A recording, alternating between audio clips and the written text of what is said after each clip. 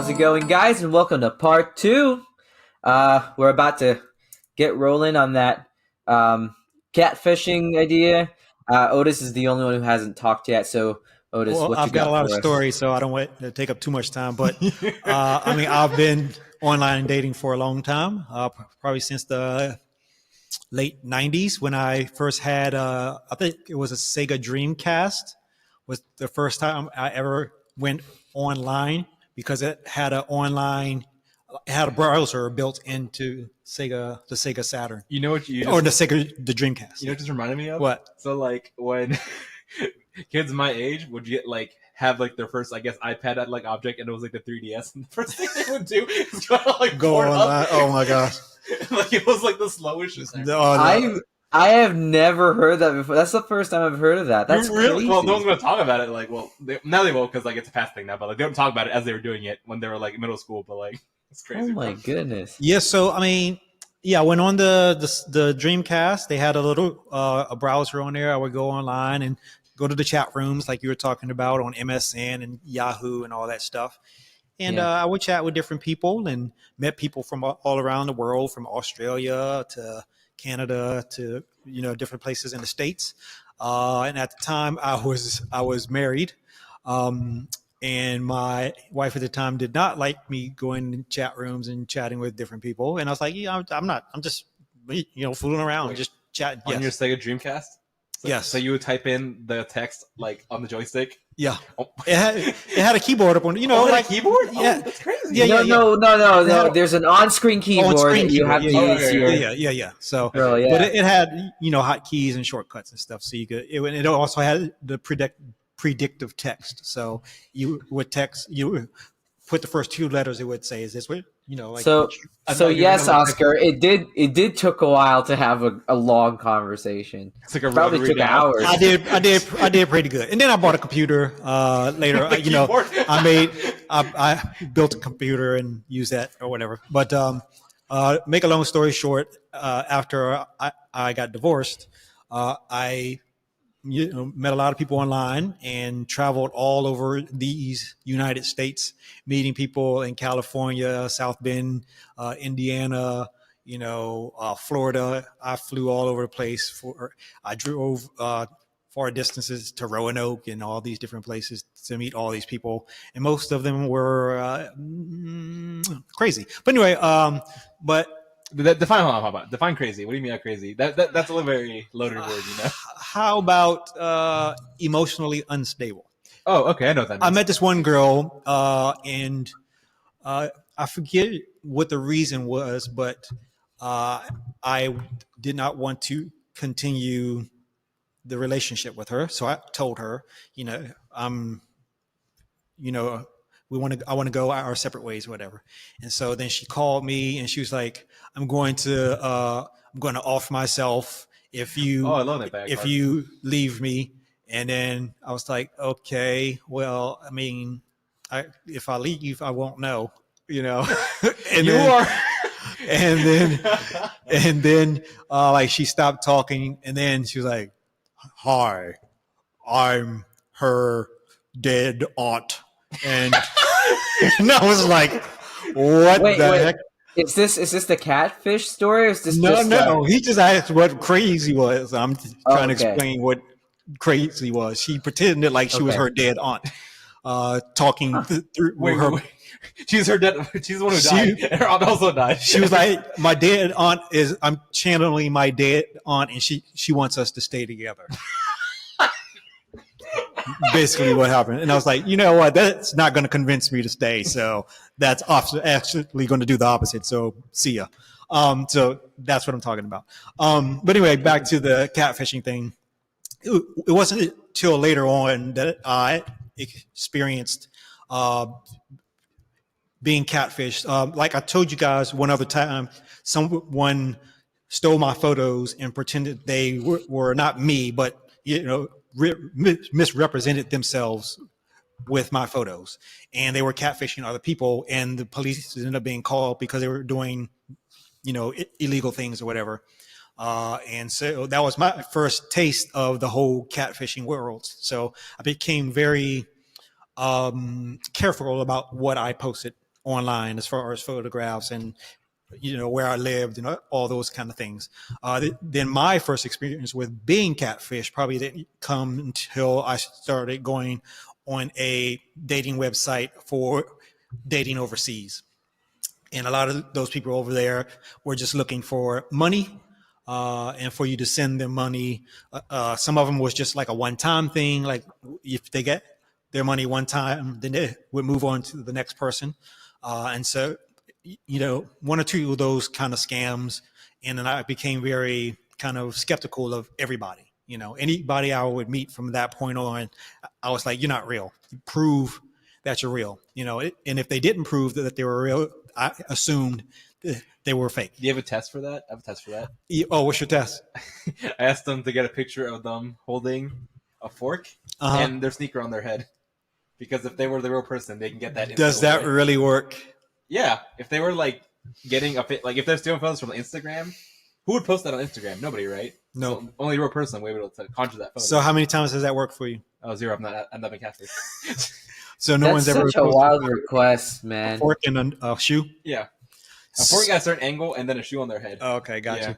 So That's a wild request. I had people not necessarily catfish me, but misrepresent themselves. Like I had a girl, like all her photos were from here to here, like what you see right now, from the head to the waist, and they're all cute. She was cute, so we agreed to meet. I was going to go to her place. She lived in Alexandria or Arlington, at like a high rise. So I drove over there. Went inside. There was like a big lobby with a desk or whatever, and you had to buzz in. So I buzzed in, and she said, "I'll be right down." So I was sitting in the lobby, chilling. Then the elevator opens up, and I'm looking, and I just see the top of somebody's head, and she rolls over in a wheelchair because she has no legs. So she misrepresented herself. At no point did she say, "Oh, by the way, I don't have legs." Because you judge her.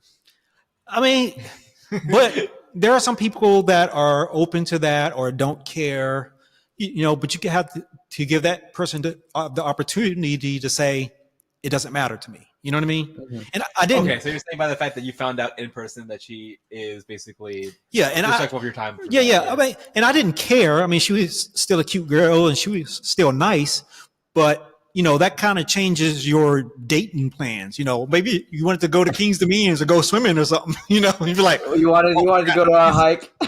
Yeah, I'd be like, Yeah, I wanted to go to Great Falls. I wanted to go to Shenandoah Valley. Yeah, so you got to let somebody know, hey, I don't have legs or I don't have arms or whatever, or some, yeah, let people, and then that way, the reactions you can weed out the people that are not going to be interested or will be turned off by that, right? So I saw her a few more times, and it just kind of fizzled out. So that's just, but she wasn't catfishing me; she was just misrepresenting herself. And another time, I met somebody sight unseen because she was like, "Oh, I don't have a camera in my computer, this and that, and I can't upload the photos." And I was like, "Okay, well, let's meet." So she was supposed to spend the night. That was my fault. So the doorbell rings. Magic words. Open the door. She's balding on the top. She's got a hunch back. Her teeth are green, and her breasts were way down here. And so I was like, "Oh crap!" So she came in. I didn't want to be rude. She came in. Jeez. And so I was like, "I'll be right back." So I texted my brother and was like, "Call me in 5 minutes and say it's an emergency because this girl has got to go." So that's quick thinking. I would think of that. Yep. So I came back What? in. That's a classic. We were talking, watching the movie or whatever. And then I did the phone call, like, "Oh my God, what? Oh no." And so I was like, "Sorry, it's emergency. I got to go." She's like, "Okay." And I felt bad because she had driven from Richmond or somewhere really far away, like a 2-3 hour drive. I felt bad, but I couldn't. I couldn't. There was, there's only so much niceness. I don't have a type, but I am into being, Honesty. I am being honest and also being proportionate and hygiene. Those are two things I can't. You gotta be proportionate. You can't have like a big head and a little body, or a big body and a little head, or a giant butt and little top, or have green That's teeth just or a beard. your Yeah, You said no mega mind. you just have standards. That's just how you like your yeah. So she was your way partners. far outside of any of that. So I said, I made up that lie so I could get out of that situation because it was bad. So That again, that wasn't catfishing, but it was a misrepresentation. At some point, she could have said, I don't know how you say I have a hunchback or green teeth or whatever. Maybe she looked in the mirror and never saw any of those things, or I don't know. I just feel like, if I'm like an 80-year-old dude and I'm talking to like a 20-year-old, I would say, by the way, I'm 80, and I'm hobbling around and I got bunions on my toes. You got to be honest, So, and if you don't have photos, that's the reason why you don't have photos. So another lesson learned: never talk to anybody that did not have photos. And the other thing is, if the photo is too good to be true, then 9 times out of 10, it's a fake person. Like if it's like a beauty model photographs, whatever. Like, And you, really? and you meet in person, you're like, you're not like your photos. Be like, oh, those are old photos. Yeah, I took those. Those are glamour shots from 1998 or something. So that reminds me of a story that I had in college. I had a friend who did the same thing. He calls a friend, and the funny thing about this is I was in the next room. So, met the girl. He's like, you know what? I can't do it with this girl. Let me call my friend real quick. Hey, dude, call me in 10 minutes or in 15 minutes or in 20 minutes and say it's an emergency. and I'm get in me the the heck next out of room. here. Yeah. I'm giving them privacy. I had no idea this was happening. He gets a call. I hear it and I'm like, "Oh, okay, whatever." And I keep playing my game and he goes, "What? What happened?" Fido went, "What?" And Fido. my mother said, "What?" And it just kept going. It got worse and worse. It's like, "What do you mean he's down? With his with his cheeks spread? Like what? Oh, I gotta get out of here." And he like rushes out. The girl's still there. Didn't say anything to the girl. Just rushes out. And I come out, and this poor girl's just there and like don't know what to do. And I said, "Well, I guess it's your cue to get out." Leave. Yeah, it's time to And go. I was trying to be really really nice to her. It's like, I'm sorry that my friend did this to you. You know what? If I see you around campus, we'll grab something together. We'll just like being friendly and all, like nothing like a date. But yeah, it was really funny because like the whole time I was cracking in the room. I heard it all because the situations got worse and worse. It started with a pet, then his mother, then his friend, like with his butt cheeks spread wide open or something. I'm like, what the heck is happening? But yeah, the girl knew. Anyways, that reminded me of that time. Well, I have some more stories, so we can end here, and I'll tell you some other stories. Alrighty, so be careful what you guys read in the interwebs, and we'll see you guys on our next drop. Later.